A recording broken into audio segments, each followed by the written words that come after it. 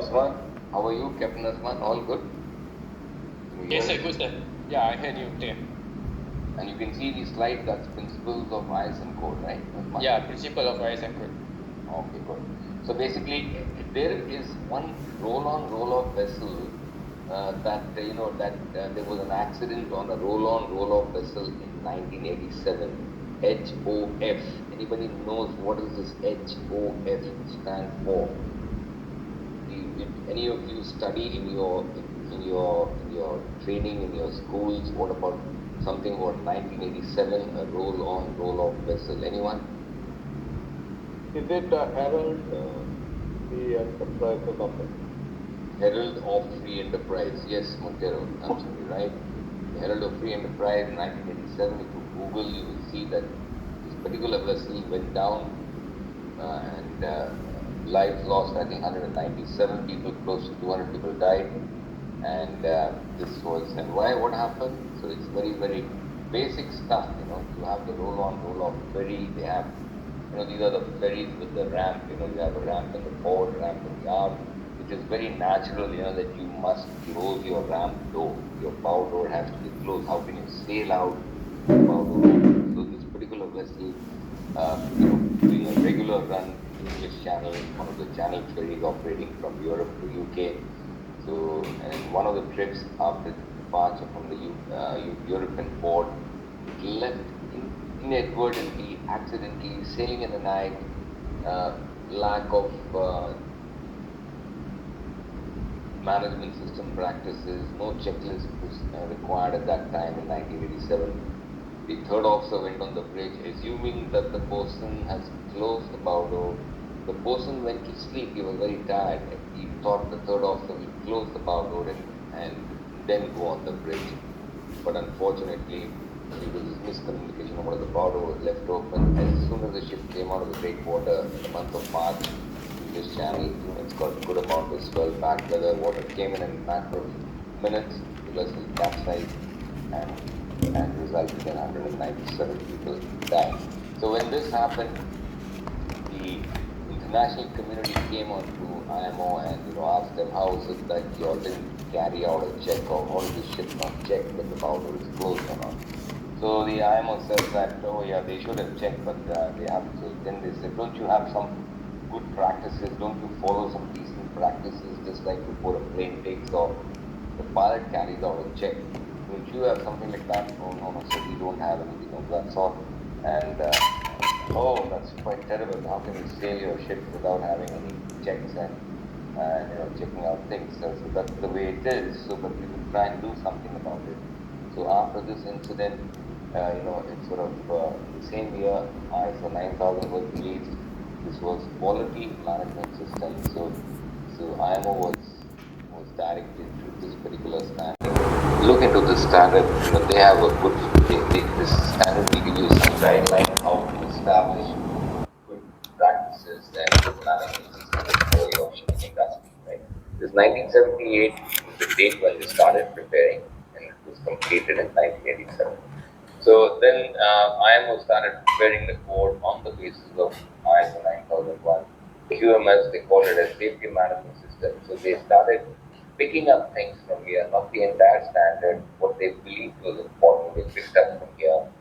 We started preparing in 91 to 93. 93 to 95 was ratification, approval, and then from 95 onwards till 1st July 98 was implementation. So actually, here if you look here, implementation was in two stages.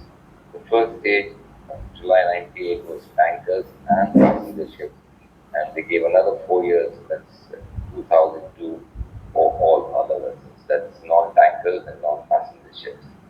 So all vessels flying a GRT or more on international trade were expected to complete the ISM certification is mandatory, right? Okay, so that's and the amendments. ISM has been amended twice, 2010 and 2015, right? So these are the amendments in ISM.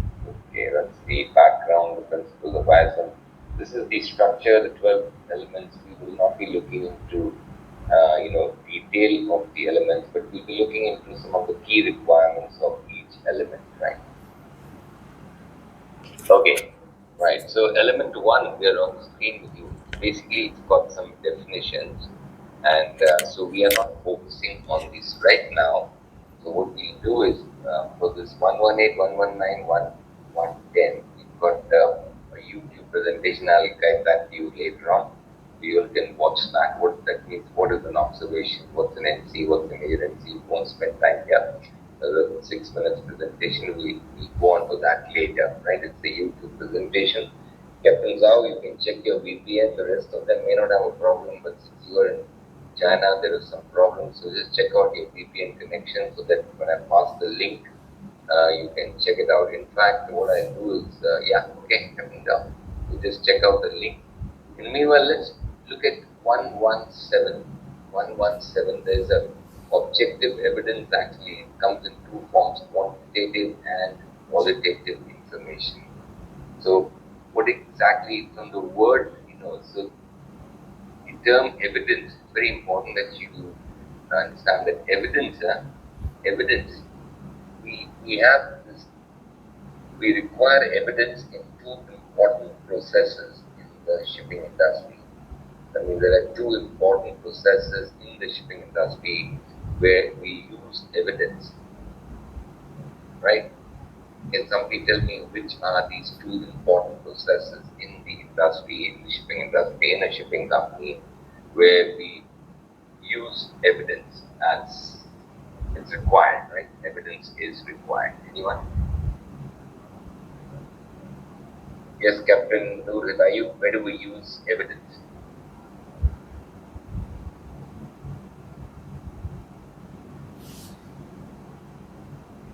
Investigation of an incident and all, we use evidence. In investigation, right? Yes. Right, Jitendra, right? Investigation, we use evidence to substantiate our findings. Very good. And there's another process where we use evidence. I'm trying to contact Captain Noor Hidayu. Can you hear me? Captain Noor Hidayu. It's not there.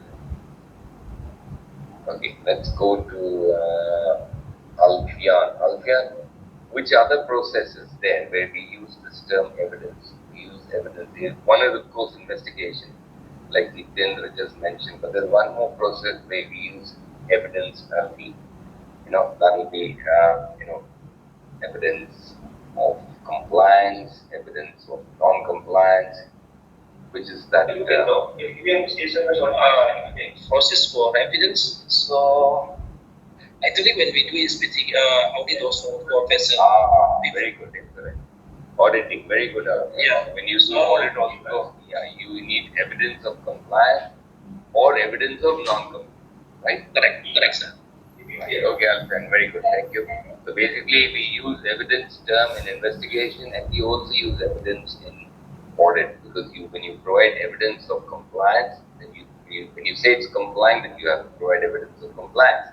Audit record book checked and was found in order, and evidence of non-compliance also, if you have bunkering operations carried out on the 10th of February, not recorded in the oil record book. So that's evidence of non-compliance. Okay, very good. But in this also, you have two types of evidence. One is quantitative and the other is qualitative. Anyone would like to explain what is quantitative evidence or what is qualitative evidence?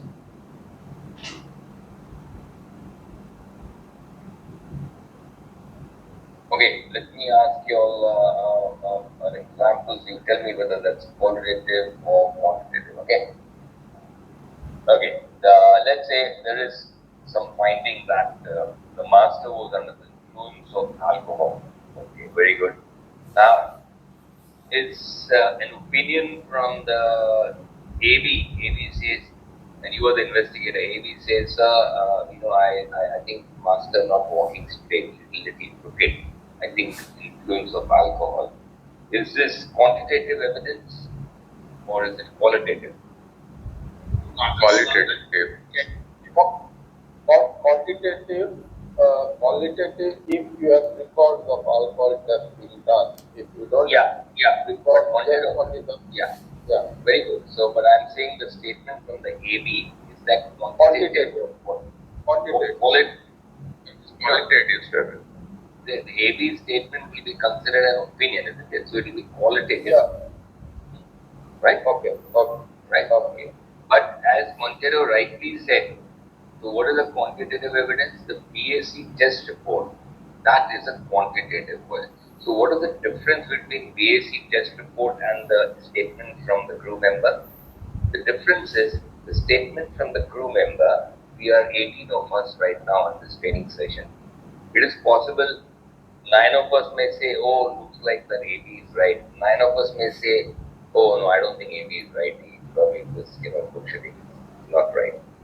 But the BAC test report, all 18 of us will agree that the results are, whatever the results are, we will accept that, and that will be, there's no difference of opinion among the 18 of us when we see. So that's a quantitative. That means there is a certain amount of measurement that gets into that, right? So evidence is of two types.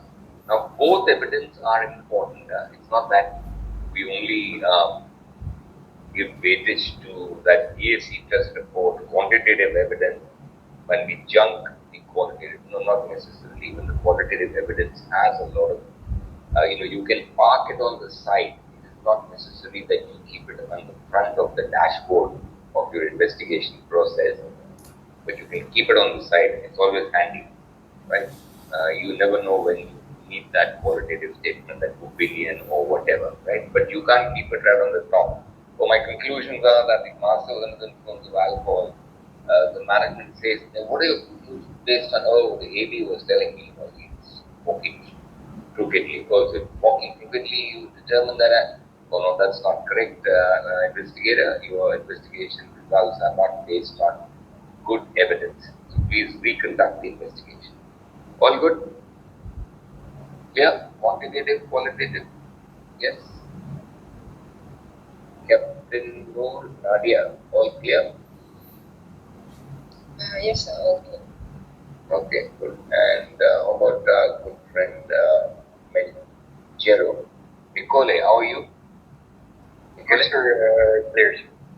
So far, so good? Yes, sir. Right. Good. So that's on the evidence. And we'll be watching a presentation later on. I'll give you time for that. Element 2 talks about safety and environmental protection policy. As auditors, what should you be checking in this? You should be actually checking, are people familiar with their policies? I mean, they may have safety policy and environment policy, anti-harassment policy, drug and alcohol policy, ethics policy. The different policies you have on. So are people on board familiar? The captain, from the captain right down to the mess man, right? Mess man is, will be great to say. Sure. Soji, how are you? Soji, Captain Soji? Yeah. Captain Soji, will it be correct to say that captain, if the captain is right on the top of the rank of the vessel, then the mess man is at the bottommost? If we speak regarding the rank, is yes, but regarding the rise, no, because all swimmers is the same. But during the jurisdiction and during the construction of that's the captain on the top, yeah. Right, yeah. So basically, the mess man is a very important person because he's, he's serving things, he's serving the food, preparing the food, assisting the cooks, very important. But anyway, I like it, mess man, captain to mess man. So everybody should be familiar with the policy. It's not that they don't need to know the policy like Jack and Jill went up the hill to fetch a pail of water, anything of that sort. But they need to know the essence of the policy. That means, what is the policy saying? So as auditors, you could probably check their knowledge on the policy. You can also check the policies have been adequately communicated. What are the means used by the company to communicate policies? One of the most common things, they display the policy. That's a very easy to display policy, so you can communicate that. Or they may be having other means also, right? So communicating how they communicate the policies and whether the policies have been established, and importantly, as far as possible, the policies should be always signed by the number one in the company. Who's the number one? The CEO of the company. Yeah, right. So it should always be signed by the number one in the company as far as possible. It's not that it's a non-conformity if number two is signed, but it, it sort of gives an evidence of deficiency or lack of top management commitment, right? Okay, all good. So that's in the policy part, and then we have the element three talks about responsibility and authority, and this responsibility and authority, incidentally, was like I told you, ISM has been structured from ISO, although the structure is not necessarily the same in terms of number of elements and the layout. No, it's very different because ISM had 20 elements in the 1987 version, right? Uh, and what? Sorry, ISO 9020 elements in the 1987 structure, and roughly about 20 elements. I am picked 11, and cherry picked 11, and stating that these 11 are being required, and the rest of it will be right. So that's the cherry picked it is. We're not discussing the right and right now because we've done already chosen its task, in the last 26 years we already had done some changes and some of our people intended very quickly, but by and large the ISO standard, this was the first requirement. The emphasis on this, that means every company must define their organization chart, ownership, the organization chart, the office, putting what are the job descriptions, so that there is clarity among the people what is expected. So that's providing responsibility, job description, and organization chart. Right? And generally in element 4 talk, or you can actually just check out whether people are familiar with their own roles and responsibilities as connected to right? As connected that people have check out whether they are familiar with these and like Swaminathan are they carrying out the country information as documented or is it different? If it is different, doing it differently then why is this gap there? Why is the problem? Okay, so that's the element talks about designated person and when you work on the audit, you check with the ship staff whether they are familiar with this designated person, have the designated person contact details, are they available to the ship staff, what's their house available, and do they know where to get that information from? Everybody should know that message reach out this right? This goes for office, the designated person who is the office already. By the way, the policy part is the same in the office. Whatever I'm saying, it applies to both actually. In the office, when you're already the designated person, things will check in an emergency. Can the designated person call the CEO in the middle of the night?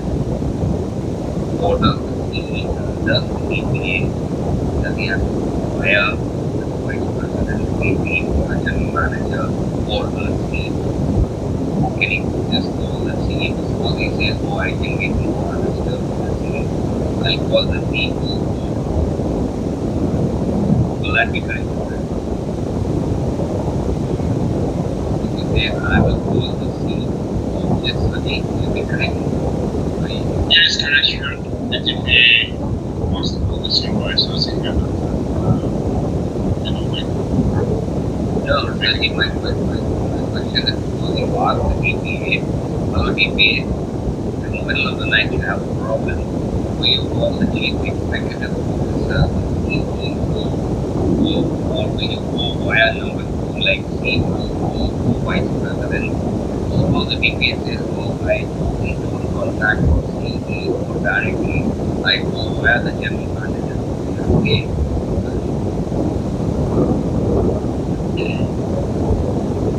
Is it okay if he says I go via the general manager and I will reach out to the EPA? So he will just reach out. You must contact the EPA. He must contact the CEO. Right? Yeah. Right, okay. That will be considered. That will be considered as a finding. If he says I will reach out or I go via the general manager of EPA, you have directly said the CE is right. There should be no hesitation when the designated person should. Okay, anyone's got any questions on this? Like, anything like anything more relevant to be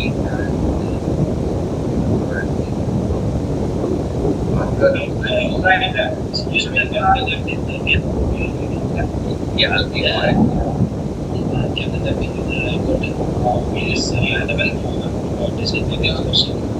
This guy should be contacted during emergencies, but is it okay to make it yes, he's not directly contacted, but of course he's lead superintendent, and then he cannot reach out the lead superintendent, he can contact the DPA and alternately. Is it okay to make it like that? Yeah, no doubt. And we can see pretty much that not whatever fact that but in case of an emergency or an urgent requirement, then they should be contacting the DPA, not the case for an urgent requirement, they have a substation, urgent fire, things like that, because the DPA has to activate the emergency response team, right? So they should directly contact the DPA in case of an emergency or when they do not get the patient from their facility, then they must reach out to ensure the safety of the person, and then they can reach out to the DPA anytime. Okay, right? And it's they can anything. Okay. Anyone else has got another question? Yes. Anyone else has got any queries? Element 3.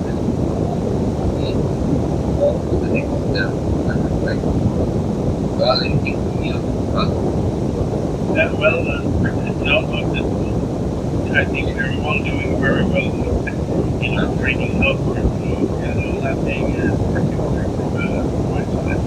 Right, thank you. And Richard, how about you? How things with you? Anything you would like to clarify?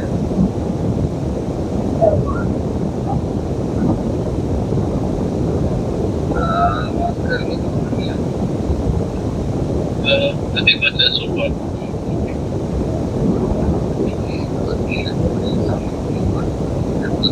And it's the time to break.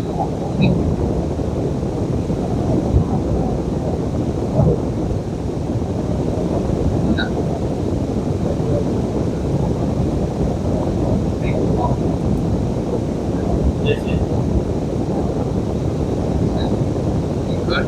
So